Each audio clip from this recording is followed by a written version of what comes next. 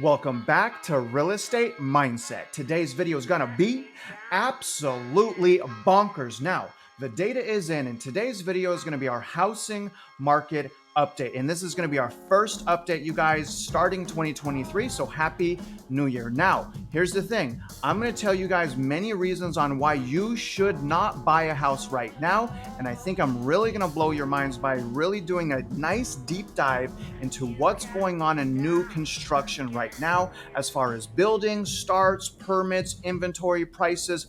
Everything new construction is going to be in this video. And I'm going to end you guys by also accessing mortgage rates to show you where we're at with residential mortgage rates. We'll take a look at the 10-year. Towards the end of the video, I'm going to tell you where I'm at with my own home buying journey. And then the end of the video is going to be this week's members shout out. So I'm really excited, guys. Where we're going to start is by accessing my local MLS in Kingwood. And we're going to do a year-end wrap up of Kingwood, since we've been following the local market of Kingwood for about 6 months. And what I'm going to show you guys in my local housing market is essentially how much share that Open Door has. We're going to try to figure out how many homes are vacant. We're going to review how many homes have been on the market for over 100 days. And I'm going to try to pinpoint distressed sellers. And you guys remember how I started analyzing my local housing market and what I'm recommending that you do. Obviously, what I'm saying, guys, is contact a realtor, a great realtor, okay, and have them do a market analysis on the city and subdivision that you're interested in purchasing in, and have them do a market analysis for 2020, 2021, and 2022, and have the market analysis include things like average median price per square foot, the average price per square foot as far as livable area, and the sales price. And with that information, we can kind of piece together what's going on in our own local housing market. So I'm really excited to start there, you guys. I essentially want you guys to follow my lead as far as how I'm researching my local housing market. But remember, I'm not a financial advisor, even if I want to be, even if you want me to be, even though my bio is as a realtor, as a loan officer, as an instructor in all things real estate in Texas. And I absolutely love helping first-time home buyers, you guys, because they're the biggest at risk and, in my opinion, need the most help in the real estate market. So you guys do me a favor for this video, for all the chapters, for all this effort, like this video, subscribe if you haven't already, shoot me a comment below, share it, you guys, and definitely hit notifications. But regardless, let's hop into my local MLS. All right, so here is a map, y'all. This is Kingwood. So I've kind of just condensed it to only show the listings in the Kingwood area. Let me show you guys once more where Kingwood is. Here's Houston right here. Kingwood is actually north of Houston, south of New Caney. Do y'all see that? So here's all of the listings just in Kingwood. So I really want to do kind of a breakdown on where we're at in the market. So this is where I'm going to start, you guys. Now, first I want y'all to understand that there are 81 listings. Okay, so when I actually first made this video, there was 86 listings.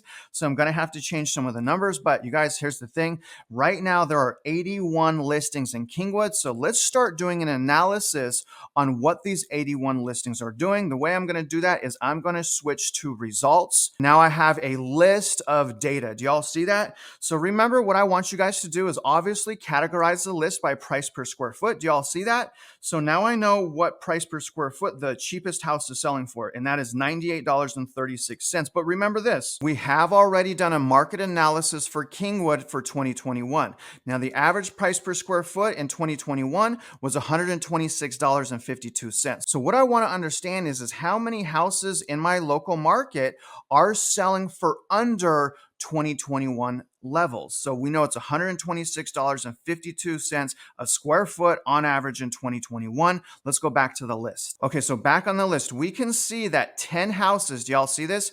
10 houses are selling for under 2021 median average price as far as square footage. Do y'all see that? So we have 10 total properties. Here's the point I want to make, you guys. There's 12.3% of the houses. Okay, so 12.3% of the houses in my local housing market are selling for under 2021 averages. So my local housing market, 12.3% of those listings are now selling for under 2021 value. So that's a really good thing, especially because my plan is to purchase in February. And you guys, I'm going to go, more into that towards the end of this video. But the good thing is now I'm seeing over 12% of my local housing market essentially selling for less than 2021 levels. Now, I want to show you guys days on the market. I'm going to categorize by days on the market here. 200 days, over 200 days, over 100 days. This is crazy. I'm going to go to page 2 right now.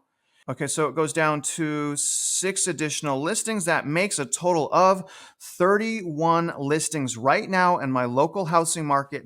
So let me tell you what that means. So the listings that have been on the market for 100 days or longer in the market that I've been investigating, that represents 38.2% of the listings in my local housing market that have been listed for 100 days or more. You guys, that is an absolutely great sign of things to come in my local housing market, because Kingwood's been a little stubborn with price cuts. Even though I'm finding a lot of properties under 2021 levels, it's, I still want more. But this is great stuff already, you guys. 38.2% is a big share of the listings that have been on the market for 100 days or more. Also, guys, one other thing that I did here is I actually picked out all of the new construction.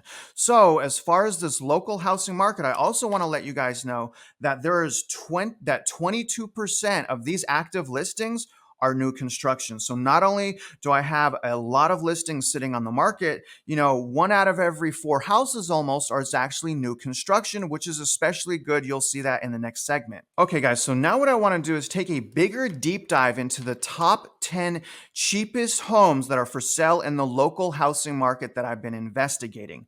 So this is what I want to determine. I essentially want to determine, why these properties are selling for such a low amount. So there's a few things that I want to point out here. So I wrote all over it and took a whole bunch of notes. Now, first of all, the good news is over 12% of the inventory is selling for under 2021 levels. But let's start right here, you guys. Now, what this column represents right here is 10% of these active listings are owned by Open Door. Okay, so only 1 out of the 10 is owned by Open Door. The total share in the whole market in Kingwood is 7%.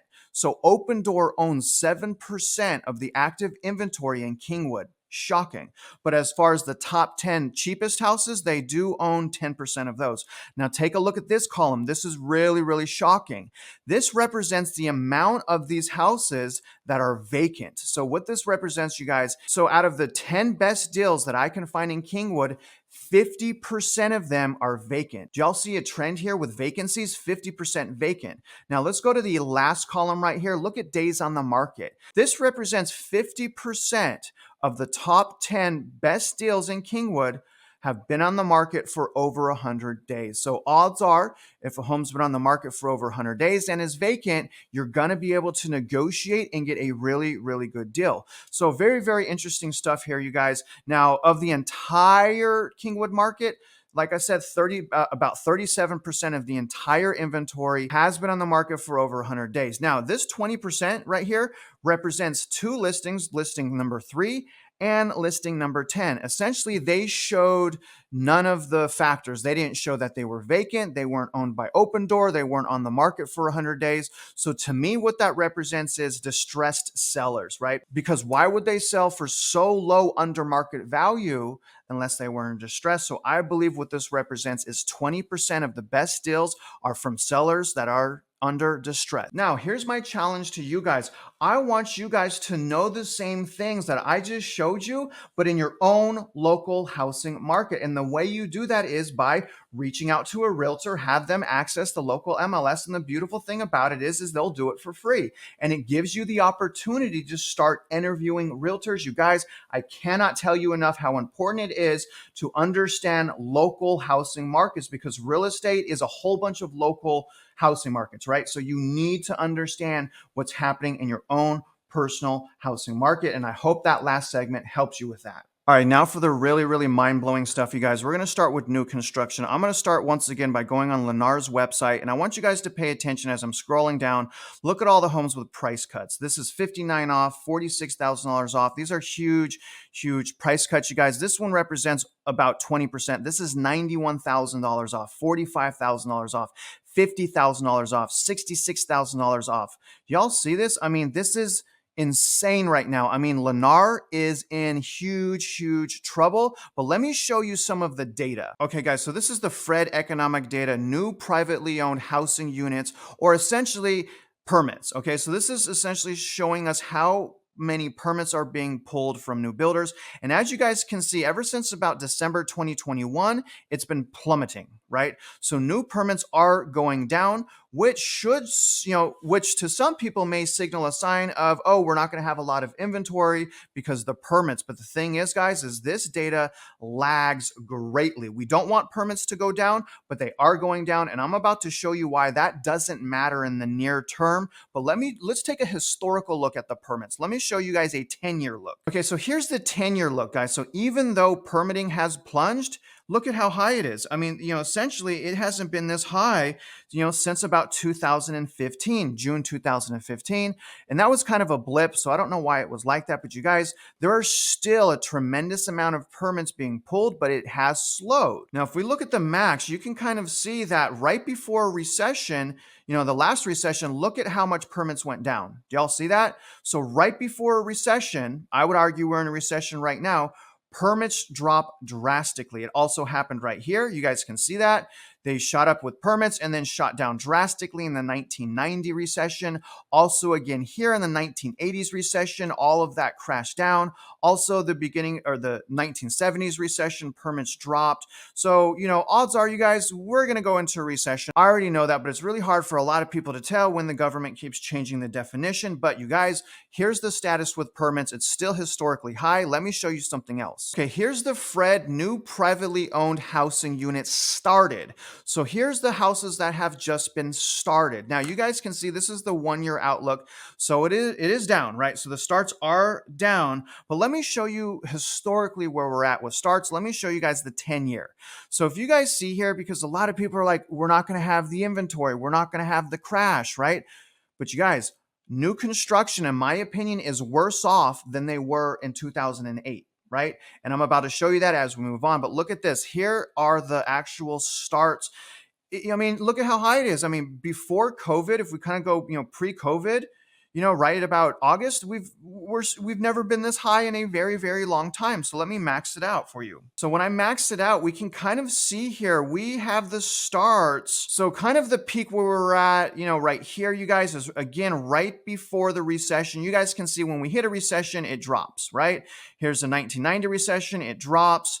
Here's another recession in the 80s, it drops. Another recession, late 70s drops. Mid 70s drops. I mean, it's dropping now. Here's the other recession. It's a little tiny sliver. You can kind of see that. Housing units should stop during a recession because 18% of our economy is the housing market, right? So this is some of the things that needs to be taken control of in order to fight inflation. But historically, even though the housing starts are going down, let's look at the 5-year. So they kind of dip down. It's still super high. So we still have builders asking for a lot of permits. We still have historically high starts. Let's look at something else. So this is the Fred economic data, new privately owned housing units under construction. And this is absolutely mind-blowing, you guys. Now, this is why I think that new home builders are way worse off than 2008. And the reason that is there has never been more houses under construction. There has never, ever been, again, more houses that are currently under construction. And the thing is, guys, we're in a distressed housing market going into quantitative tightening. The Federal Reserve is doing demand destruction, and yet we have more new construction being built right now than we ever have. Look at this, guys. This is going back to 1970. The last time we had this much was almost August 1973. And look at it plunge. Look at that. Plunge during a recession. Also here, plunge during a recession. Here as well. 1990 recession. Here as well. The last recession plummeted to almost like dead stop. Look at that. Dead stop in 2011. Pretty insane, you guys. But look at this. Historically, this is shocking. This is absolutely mind blowing, and the reason why we're seeing this is they got rug pulled as well and flip flopped by the Federal Reserve's quantitative tightening, and they have essentially shot themselves in the foot. You guys can see that right now. This is the data set, you guys, that we really, really want to keep our eyes on as far as new construction, because this is telling us that despite the overwhelming inventory, despite demand being crushed, these guys cannot stop building. Look at this. Shocking stuff. Let me show you something else. All right, so here's the Fred economic data monthly supply of new houses in the United States. And you guys, we want to see 6 months or more for it to be considered a buyer's market. It has been updated recently to 8.6 months, but I do want to point out something. We can't trust this. They have changed several months, going back several times this year. This data, you guys, keeps changing. Absolutely shocking, because look at, so last month they're now saying we had 9.3 months. If you guys remember, we had 8.8 months. So they keep changing this information, you guys. It's really shocking. Look at this. They added now in September us having 9.9 months. And look at this. They're now saying in July we had 10.1 months. I mean, it's insane. We know right now they have homes that are done being built, a crazy amount of inventory, right? And that's not counting permitting, starts, or homes under construction. Overwhelming. Let's look at the 10-year. So look at the last 10-year. We have also never had this much supply. Let me go max. Okay, so the last time essentially we had this much supply was coming out of the 2009 recession. And what I want to show you guys is generally when a recession starts, the inventory shoots up for new homes. Look at that. Last recession, boom, shot up to 12.2 months. Here's another recession. It shot up as well. Another recession shot up. Another recession shot up as well. So obviously, you guys, us going into a recession, it's probably only going to give us much more inventory moving forward into 2023. Now, here's the Fred economic data, median sales price for new homes sold in the United States. Again, you guys, they keep changing this data. This is absolutely crazy to me. I don't know who's changing this data, but they're changing it. These prices keep changing, and I'm talking months back. So I don't know what to look for anymore. It's hard to come up with a conclusion when the people that you lean on, like Fred economic data, Freddie Mac, keeps changing the data. You know, it makes me look stupid. So I just want to reassure you guys, they're changing this right before our eyes. But we don't really have too much of a decline per se in new construction median sales price. And I'm going to explain why that is. Overwhelming buying incentive. Remember, before Q3, these new home builders were getting away with murder. People had to pay 10% down as earnest money. People had to join a waiting list. Fast forward to today, is completely reversed. So what we're seeing here is, you know, it appears that the prices are holding steady with new construction, but I have to remind you guys, they are still selling some houses because of overwhelming buying incentives. But you guys, here's the thing, it's running out. That's running out. People are also running out of money. People are in more debt. We got to get through this recession. That is the simple truth of everything. So may not be a good time to invest right before going into the recession. Normally, the best time to invest is when we're in the recession. And that's the point I'm trying to make. And because we're not in a confirmed recession yet, I think the market is going to melt down. I think it's going to melt down a lot more, again, because of the manipulation. I think people are just going to be hit by surprise. Not us, obviously, because we've been reporting on this, but I think there's going to be a lot of people that were hit by surprise with the recession. And here's my case in point. Back in 2009, I was known as a prodigy in real estate, right? Everyone thought I was smart. I wasn't that smart. I was just a hard worker. But the thing is, guys, is looking back at everything, we were in a recession for over a year before I could even admit it. Okay. And I was a professional. I felt like I was intelligent. I was a hard worker. It blindsided me, right? Shocking, right? And I don't want that to happen to you. All right, let's jump in now to everything interest rate. Here's the Fred economic data, 30-year fixed rate mortgage average in the United States. Now, I was right again. I think I've only been wrong 2 weeks, maybe 3 weeks since we've been doing this. So obviously, you guys, rates went up as we thought. We'll take a look at the poll again, but it went from 6.27 to 6.42%. So it was actually a decent bump up like I thought. But really what I want to pay attention to is look at where we started at the beginning of the year. So January 6th, we were at 3.22. So essentially, you guys, we are ending the year doubling interest rates. Okay, we're off the double by 0.02. Right. But, when all is said and done, the rates are doubled. OK, so we're ending the rates doubled. That is a huge rug pull, right? I mean, the house prices have not gone down enough to make it, the same level of affordability that it was when we had low interest rates. So it's pretty astonishing, you guys. Take a look here. Here's when everyone thought the market thought the Fed was pivoting. Do y'all remember that? And I'm like, you guys, they're not pivoting because they said they're not pivoting. So just listen to them because they said they're not. But people are like, no, they're pivoting. Everyone's going to go back in the market. Look at that. And then they just went up again.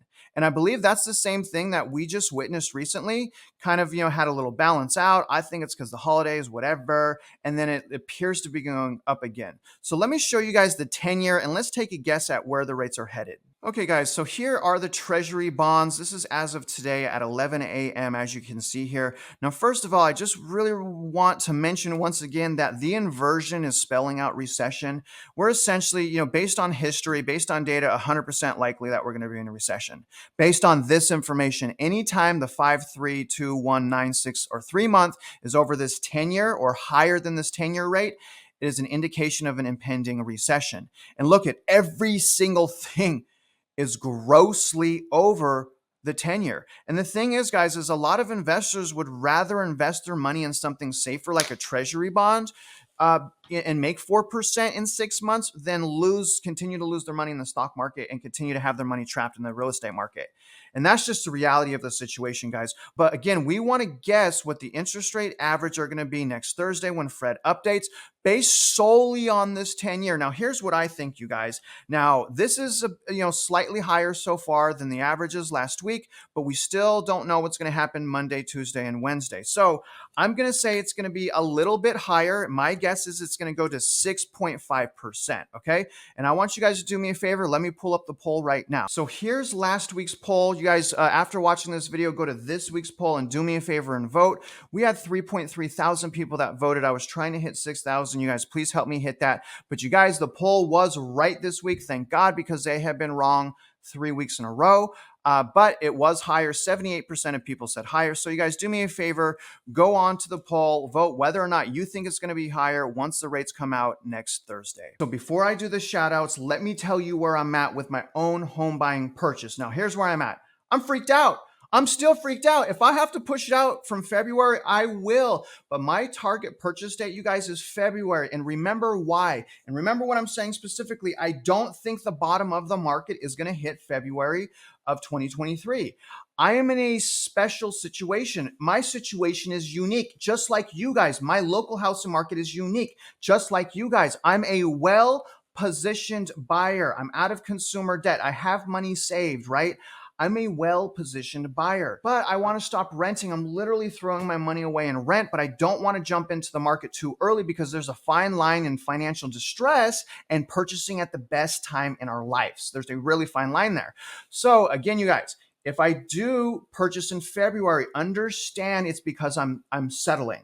Okay. Like I'm settled. I'm not going after the best deal of a lifetime. I'm renting. I'm throwing away money. So understand that. Now, here's the thing, you guys, because I plan on purchasing in 3 to 6 months, the very first thing that I did was get qualified for a conventional mortgage. In order for me to do that, I had to do a loan application and send all of my qualifying documents to be reviewed from a loan officer.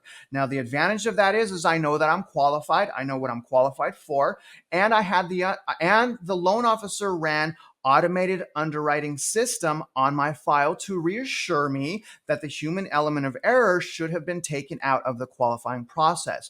But that gives me a lot of power, you guys, because now I can look at houses and figure out what my payment is, and I can figure out what my out-of-pocket is. Plus also, you guys, now that I know how much I qualify for, I know that when I file my 2022 tax return, I know that I'm going to be able to file enough qualifying income to continue to stay qualified for the amount that I want.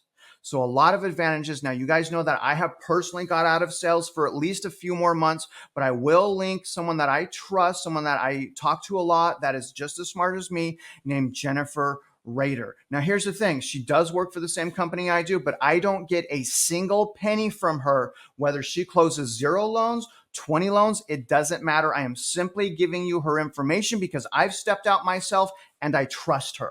That's the only reason. Now, Let's move on to the shout outs. And before I do, you guys understand that it was a 5-way tie. Okay. So I'm about to go through, very quickly here, the 5 people who won first place comment champion. Okay. So there's 5 people this week. Let's get started. Melly, you did it. You finally did it. You are tied for first place champion.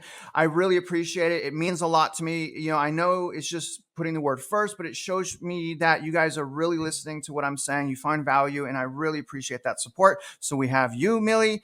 Well done. Finally, I was rooting for you. We have someone new on the board, Mark Sweatster. Brother, I really appreciate the effort. You made the first comment champion list this week. Better than the year-over-year metro area price decline list. Am I right? Let's move on. We also have J Pro. J Pro made it. Man, we also have J Pro. J Pro, thank you, sir. You made the list first place champion this week. Orlando back on the board. My man Orlando got first place champion this week. Sir Orlando, I thank you. Keep it up, brother. It means a lot to me. Now, last but not least, my man Dwight Wiley, also first place comment champion this week. Definitely appreciate that. Special shout out to Bernice. You almost got it, girl. What I mean to say, you guys, is thank you. That means a lot to me. Now, in conclusion, I want to wish you guys a happy 2023, okay?